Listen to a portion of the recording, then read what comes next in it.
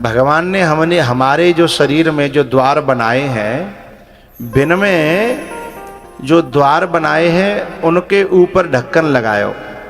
आँख के ऊपर ढक्कन है, मुँह पे ढक्कन है, तो द्वारन में ढक्कन लगायो। लेकिन दो द्वार में ढक्कन नहीं लगायो, कानन में, कानों में ढक्कन नहीं लगाया। भगवान से किसी ने पूछा कि आपने जहाँ में ढक्कन क्यों नहीं लगायो, तो उन्होंने एक बड़ी प्यारी बात कही। बोले जब किसी मकान में कोई चोर घुसता है तो मुख्य दरवाजे से नहीं घुसता, कोई दूसरा रास्ता देखता है ना। और जब कोई राजी से जब नहीं घुसने देता मुझे, तो मैंने भी अपने घुसने का रास्ता छोड़ दिया है। मैंने मनुष्य को बनाया है, तो राजी से जीव मुझे घुसने नहीं देगा। और मेरो ही बालक है, मेरी संतान है, ईश्वर अंश जीव अविनाशी मेरी संतान है। तो एक जगह मैंने ऐसी छोड़ी है कि जब कबो मुझे जरूरत पड़े, मैं कृपा करना चाहूं, तो मैं कहूँ वक्ता के द्वारा, कहूँ कथा के द्वारा, कहूँ शब्द के द्वारा, जा रास्ता थे जहाँ में बंद है को कोई सिस्टम नहीं है, बा रास्ता से जबरदस्ती घुस जाऊं। और जब मैं घुस जाऊंगा तो बोले तुम क्या करोगे घुस के? तो बड़ा प्यारा श्लोक सुनाया मैंने।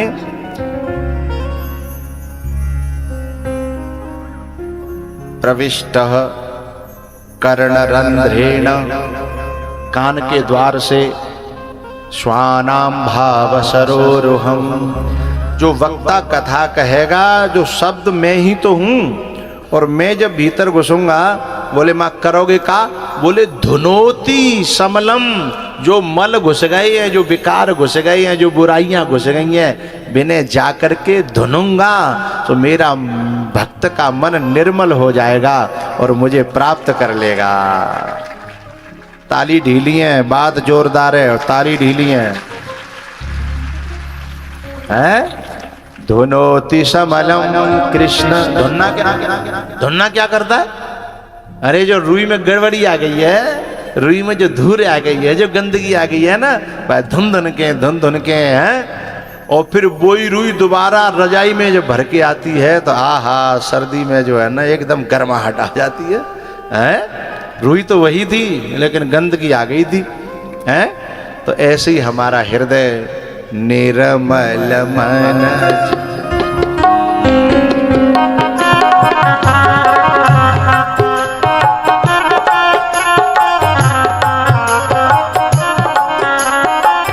निर्मल मन जन सो मोहे पावा, मोहे कपट छल छिद्र न भावा।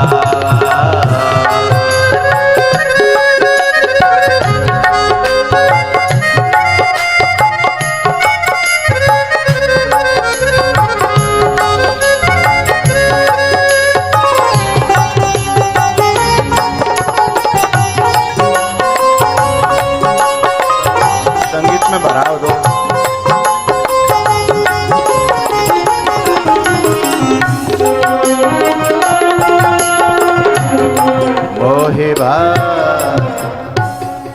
मोहे कपट छल छिद्र न भावा। तो हमें केवल कथा में आके रोज बैठना है, फिर बाकी काम तो भगवान अपने आप कर लेंगे। और यह गुण साधन ते नहीं होई।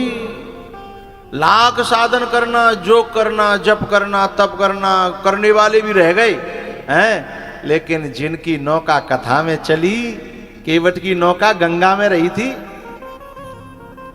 गंगा मानी कथा। अच्छा एक बात बता, आप कथा में बैठते हो तब क्या आप धरती पे बैठते हो? ना, धरती पे बैठने वाला व्यक्ति ऐसे थोड़ी झूमता है, लेकिन तुम पूरे दिन ऐसे झूमते रहते हो, यूं हलते रहते हो। अरे यूं तो वो व्यक्ति झूमता है जो किसी धारा में बह रहा होता है? तो कथा भी एक गंगा है, सकल लोक जग पावनी गंगा। और इसमें जब तुम ऐसे लहराते हो, और इसमें जो बुद्धि की नाव, हमारे तन की नाव जब इसमें लहराती है, तो भगवान को नहीं ढूंढना पड़ता। दुनिया में बड़े बड़े ऋषि मुनि संत महात्मा भगवान को ढूंढते ढूंढते शरीर छूट गए, दीमक जम गई शरीर न पे, लेकिन तब भगवान मिले मिले न मिले। लेकिन केवट के कोई दीमक नहीं जबी, कछु नहीं, बस बाकी गंगा में नाव लहराती रही, सराबोर रही, गीली बनी रही, द्रवित रही।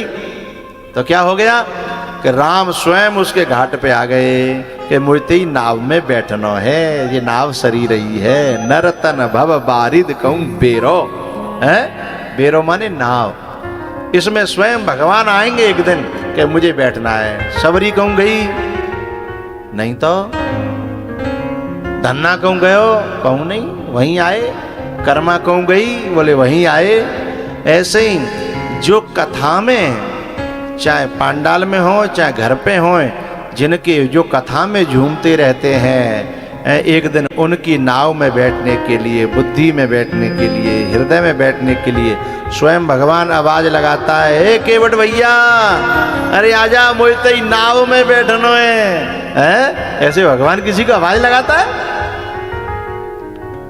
तो आपको केवल यहाँ आ जाना है, बाकी काम भगवान करेंगे। भीतर भी भगवान घुसेंगे एड़ो दे के, सीधे सीधे तो घुसन नहीं दे हमन ने, इसलिए भगवान जो है कान को माध्यम बना के भीतर घुसेंगे और मलों को दूर करेंगे। और फिर हमें आगे तो ध्यान रखना है कि सबसे बड़ा पाप बताया, उससे सावधान रहना है। बार बार मैलो नहीं होए, निंदा चुगलई ये सब, क्योंकि पर निंदा सम अघन गरीसा, ये चौपाई सब बच्चियों को और भक्तों को याद कर लेनी है। पर निंदा सम अघन गरीसा,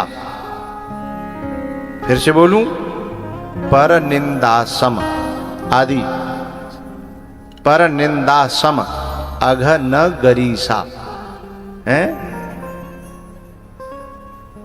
दूसरे की निंदा के समान, पर माने दूसरे की निंदा के समान, पर निंदा सम अघमाने पाप न होता ही नहीं है।